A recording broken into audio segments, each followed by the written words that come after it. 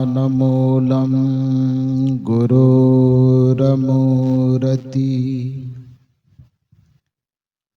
पूजामूलं गुरोरपदम्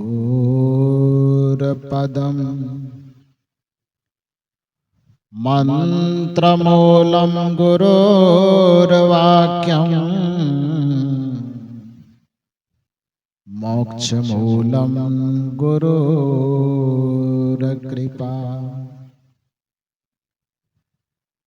अनेक जन्म संप्राप्तः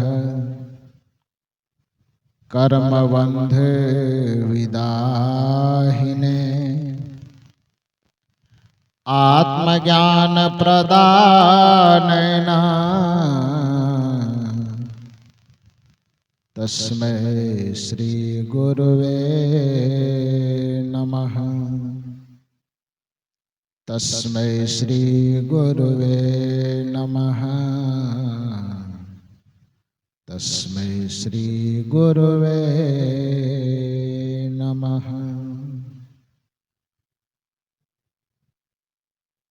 मेरे व्यावहारिक एवं पारमार्थिक जीवन के प्रबल प्रेरणा स्रोत परमाराध्य परम पूज्य सद्गुरुदेव जी छत्तीसगढ़ के पावन धरा जिला दुर्ग के तरीघाट में आदरणीय निर्मल बाबू सपरिवार के माध्यम से आयोजित 2 दिवसीय सत्संग समारोह के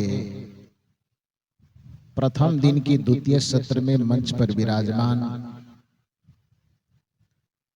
सद्गुरु कबीर आश्रम परसठी धमतरी से पधारे हुए परम पूज्य संत श्री हरेंद्र साहब जी,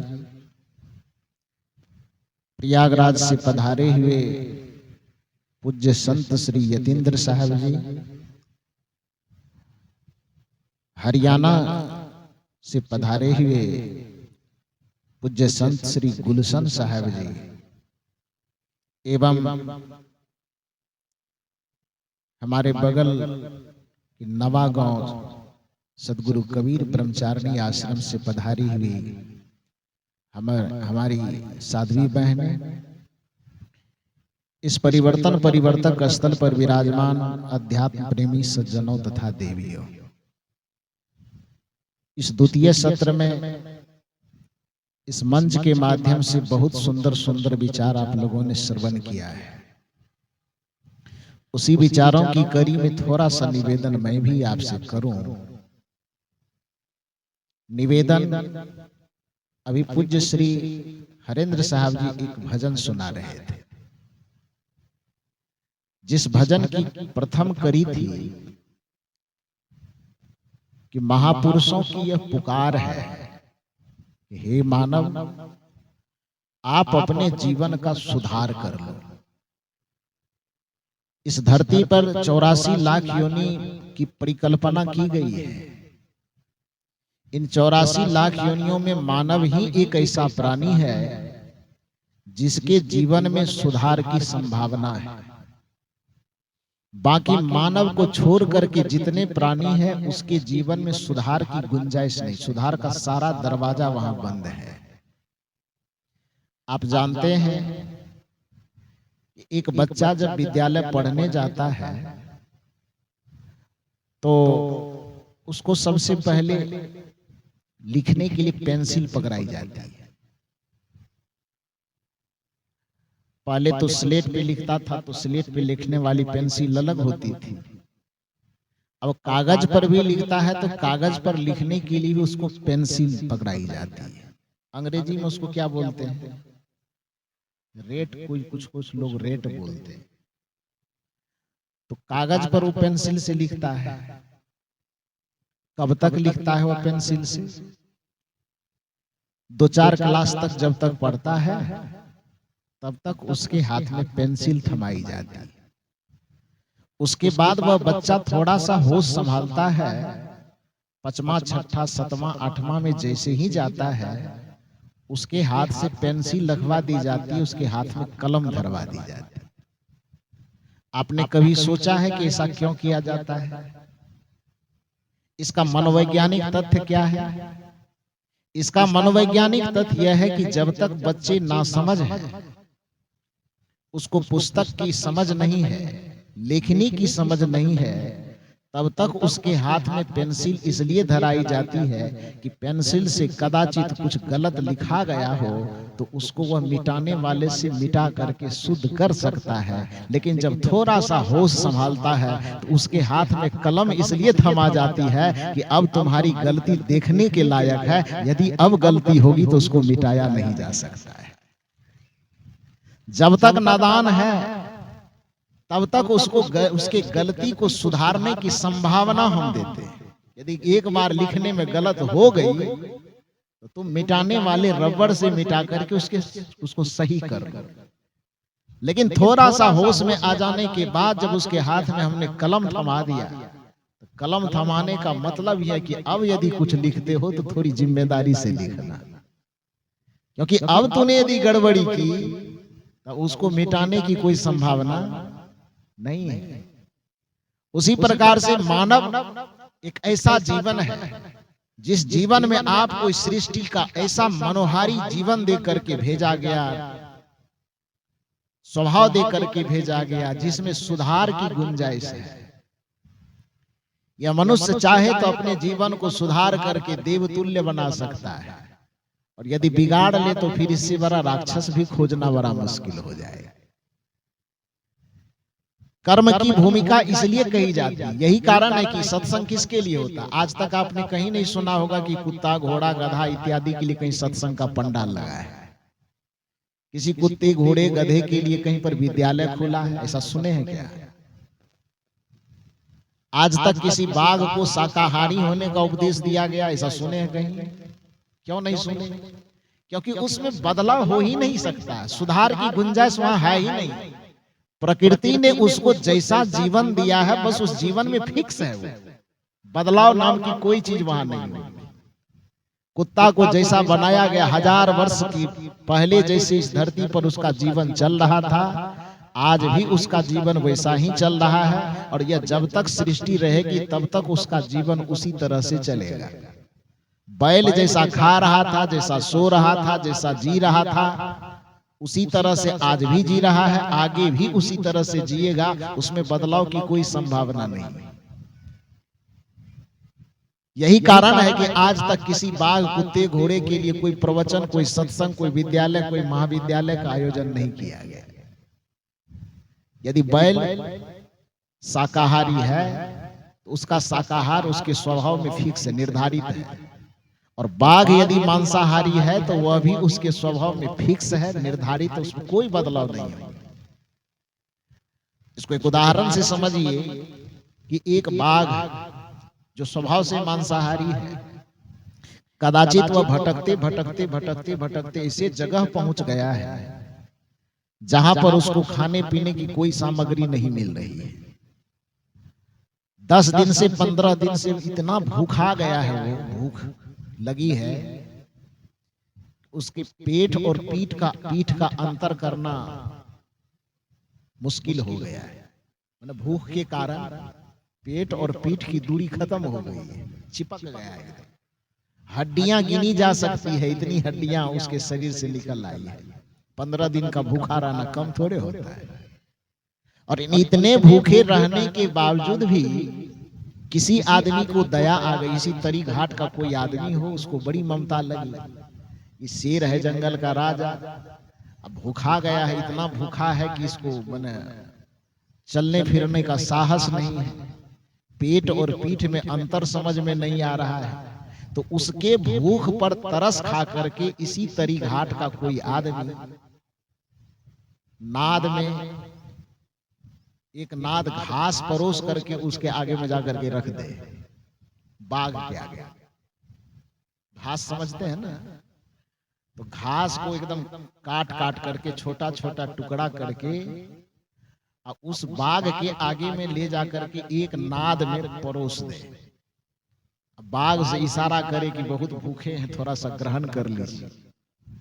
भोजन समझ करके या जलपान समझ करके? आप बताइए, क्या वह बाघ उस घास को खा करके अपनी भूख मिटा लेगा? छोड़िए, घास नहीं खाता। हमारे हरेंद्र साहब को ज्यादा ममता आ गई। आश्रम पर ढेर मालपुआ बनाया, खीर बनाया, दूध दही मेवा मिष्ठान लेकर के, और उसके आगे में परोस दिया। बाघ से कह रहा, घास खाना पसंद नहीं है तो ये मालपुआ ही भोग लगा दीजिए। खा लेगा बाघ? खाएगा? बिहार वाला बाघ होगा तो नहीं खाएगा।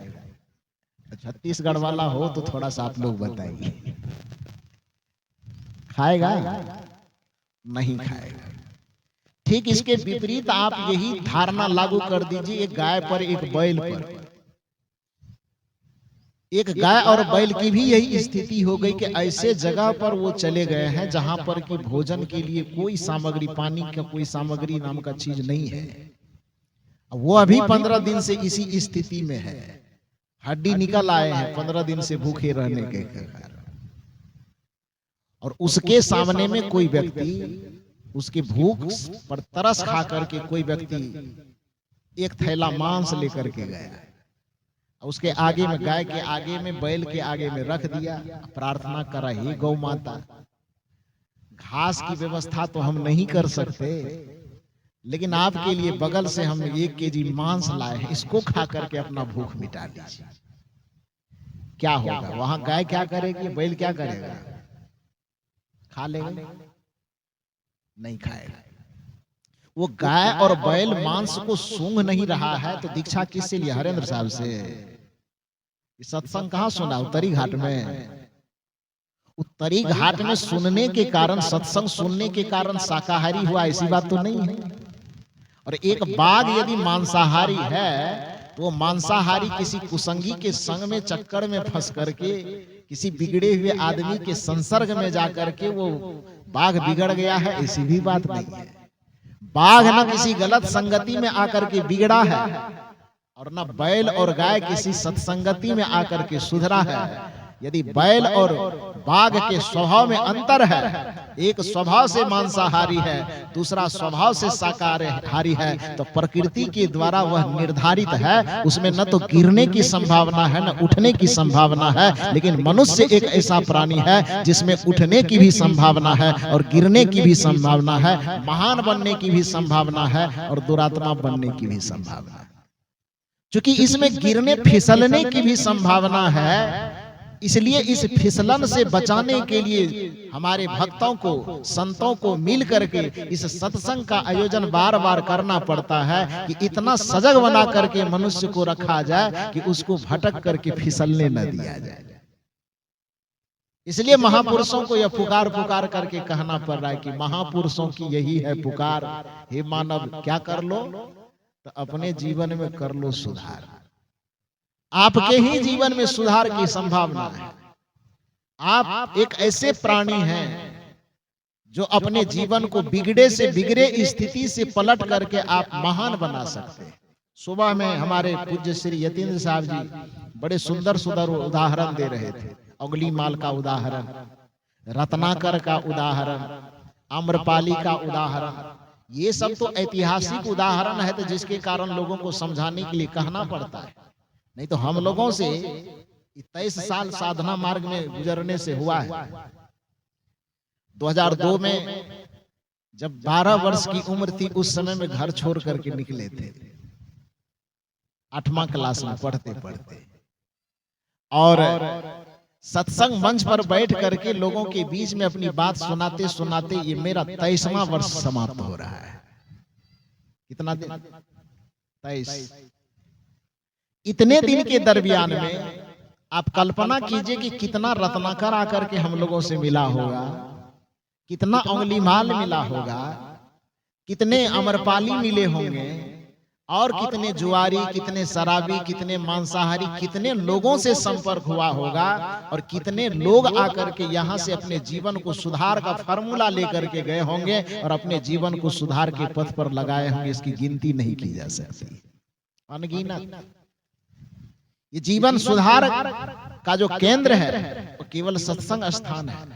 परम पूज्य सदगुरु श्री अभिलाष साहब जी अपने प्रवचनों के दरमियान बारंबार कहा करते थे कि मनुष्य के पास सबसे बड़ी कमजोरी यह है कि वो हर चीज को सुधारने की व्यवस्था तो कर लेता है, लेकिन उसका संस्कार बिगड़ जाए, उसका विचार बिगड़ जाए, उसका व्यवहार बिगड़ जाए, उसकी बुद्धि बिगड़ जाए तो उसको सुधारने का वह कोई संकल्प नहीं लेता।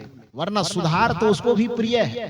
कैसे? तो पूज्यवर गुरुदेव श्री अभिलाष साहब जी कहा करते थे कि मनुष्य घड़ी पहनता है, घड़ी पहनते पहनते अचानक उस घड़ी में कुछ बिगाड़ आ जाए तो क्या करता है? उसको तोड़ करके फेंक देता है। यहाँ ऐसा विधान है क्या कि घड़ी बिगड़ गई पहनते पहनते तो तोड़ फोड़ करके फेंक देना है? ऐसा किया जाता है? तब क्या करते हैं? उस घड़ी को किसी मैकेनिक के पास ले जाते हैं और उसको ठीक करवाते हैं। कपड़ा खरीद के लाए, पहन रहे हैं, कुछ दिन पहनते पहनते किसी कारण से वह कपड़ा कहीं फट गया तो क्या करते हैं? उसको फेंक देते हैं।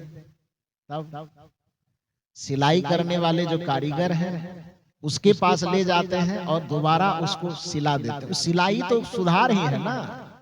कपड़ा फट करके बिगड़ गया तो दर्जी के पास जाकर के, सिलाई वाले कारीगर के पास जाकर के उसको ठीक कर दिए। ठीक करना ही तो सुधार कहलाता है। चप्पल जूता पहनते पहनते फट गया, उसको ले जाकर के किसी मोची के पास, किसी कारीगर के पास उसको ठीक करवा दिया। शरीर और स्वास्थ्य में बिगाड़ आ गया, सर्दी आ गई, बुखार लग गया, पेट दर्द हो गया, माथा दर्द हो गया, तो इसको सुधरवाने के लिए हॉस्पिटल मेडिकल जाते हैं कि नहीं जाते हैं? तो आदमी के स्वास्थ्य में बिगाड़ आ जाए तो उसको सुधारने के लिए वह तत्पर रहता है। आदमी के कपड़े बिगड़ जाए, फट जाए तो उसको सुधारने के लिए वह तत्पर रहता है। आदमी के हाथ में पहनी हुई घड़ी बिगड़ जाए तो उसको सुधारने के लिए वह तत्पर रहता है। कमर का बेल्ट, पैर का जूता बिगड़ जाए, माथे की टोपी बिगड़ जाए, उसको सुधारने के लिए वह तत्पर रहता है। लेकिन दुर्भाग्य की बात है कि मनुष्य का मन यदि बिगड़ता है, बुद्धि बिगड़ती है तो उसको सुधारने का यह उपाय नहीं ढूंढता है।